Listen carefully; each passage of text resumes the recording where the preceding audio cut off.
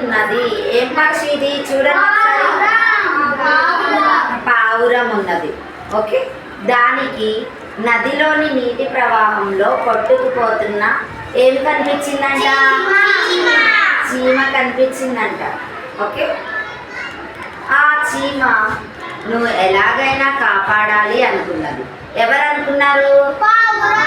Okay, ఏం కాపాడాలనుకున్నారు? చీమని కాపాడాలనుకున్నారు. ఓకేనా నాన్న?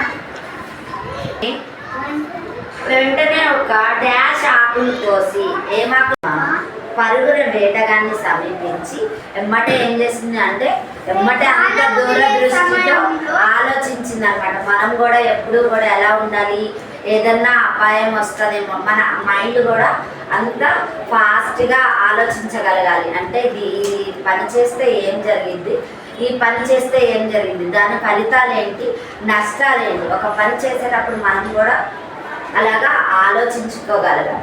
ఇంకొకటి ఈ లెసన్లో మనకి ఇంకా ఏం చెప్తున్నారు? ఎవరైతే మనకి హెల్ప్ చేస్తారో